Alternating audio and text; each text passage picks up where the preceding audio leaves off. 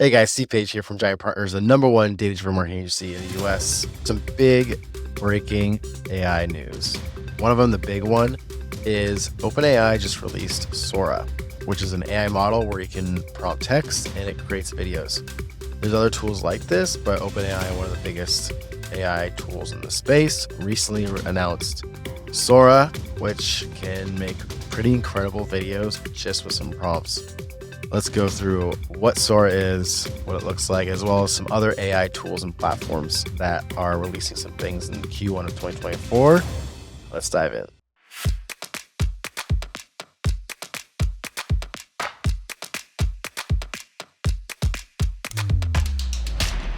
So OpenAI just announced their Sora tool. It's just an AI model that can create realistic, imaginative scenes from text instructions. It's not live to the public yet, but they are releasing it to certain users to troubleshoot.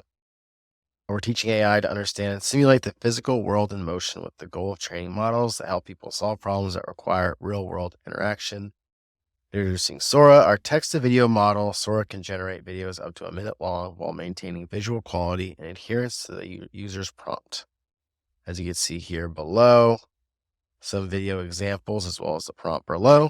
This one we're looking at right now, the prompt is several giant woolly mammoths treading through a snowy meadow. Their long woolly fur lightly blows in the wind as they walk snow-covered trees and dramatic snow-capped mountains in the distance. Mid-afternoon light with wispy clouds and sun high in the distance creates a warm glow. Low camera view is stunning, capturing the large furry mammal with beautiful photography, depth of field. So these videos look really good, real realistic. We just scroll through some more. Just the face and the pictures of this other video I'm looking at showing like an astronaut. The face detail is really incredible. The detail of the metal of the spaceship's incredible. This next one's a panoramic view of a lighthouse. The water looks realistic. The rock, the foliage, the grass, the trees look real realistic as well. The next one, an animated dog creature thing looking at a candle. Looks more like a Pixar kind of movie. Still looks really incredible. Next one's a bird, then there's a pirate ship, another person. Just the fact that the person looks realistic is pretty incredible. We'll go over another tool that is doing text to video as well, and you can see that most of the time the faces and the pictures of people is not that great. So if this is really AI, this is pretty amazing.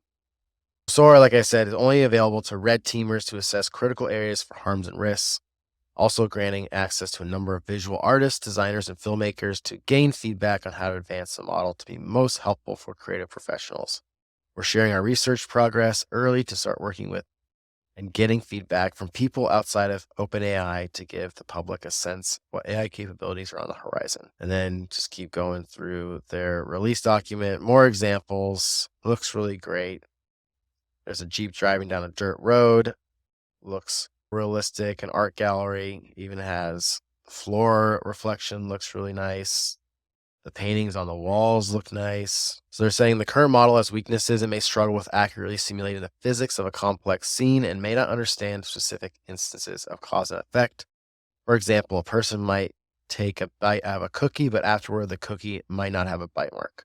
The model may also confuse spatial details of a prompt, for example, mixing up left and right, and may struggle with precise descriptions of events that take place over time, like following a specific camera trajectory. You can see in this example, this prompt is a step printing scene of a person running cinematic film shot 35 millimeters. Weakness, Sora sometimes creates physically implausible motion. Here's the props, 5 gray pups frolicking. Weakness, animals or people can spontaneously appear, especially in scenes containing many entities. So it's not perfect. This is just the first version. But in general, the fact that they have text to video already available. OpenAI also has DALL-E, which is text to image.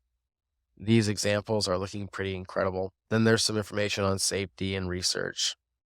Not as exciting as the actual examples. I totally recommend when this comes out, trying it. You'll most likely have to have an OpenAI paid account. Another tool that currently does this that you can pay for and start generating right now is runway.ml.com. They have their Gen 2, and it looks pretty good. A lot of real videos. It does struggle with some of the personal features of actual people on camera and their facial expressions, and their face doesn't look superhuman, but does a really good job with some animations, some scenery shots. Definitely worth a try. You can try it for free.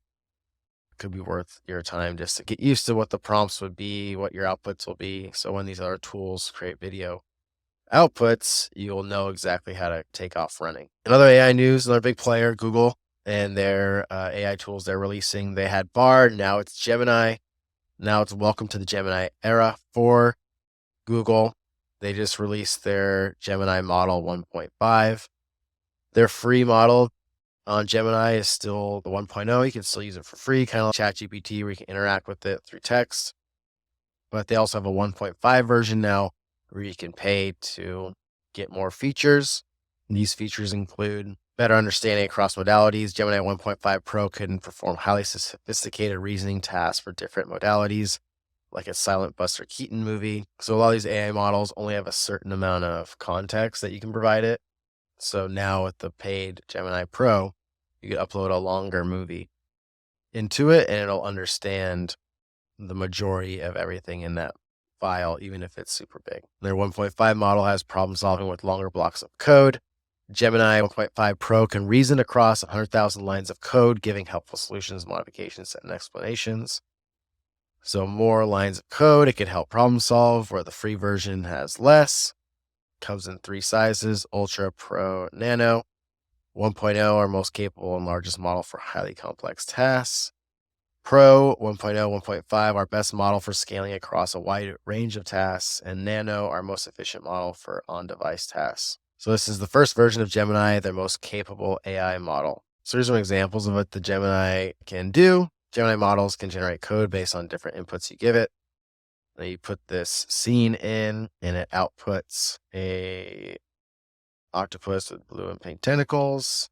Gemini models can reason visually across languages. You could take a video of some text or music, and it could output what it is. You can see here the flock of birds. It could generate the code to create it. So the potential of Gemini and other things you could do with it: unlock insights in scientific literature, excelling at competitive programming, processing and understanding raw audio signal end-to-end, explaining reasoning in math and physics, reasoning about user intent to generate bespoke experiences. Then like most AI tools, they talk about responsibility, safety, and things like that. And like I said, you could try for 2 months at no charge, and then there's a fee. Can't remember what the price is, but it's not too much. It's a reasonable monthly fee.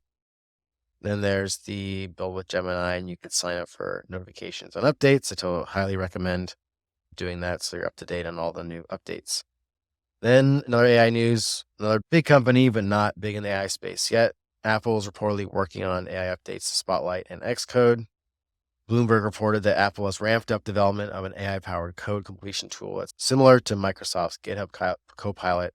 So some tool that can help you build apps faster, which is advantageous for Apple. The more apps that go on the marketplace, more people can buy apps. So it would help them a lot. Apple hasn't been too big in the generative AI space, but they have started building tools. They have a prototype AI tool that can animate images using text descriptions. It's called Keyframer, and it joins Apple's expanding list of generative AI projects.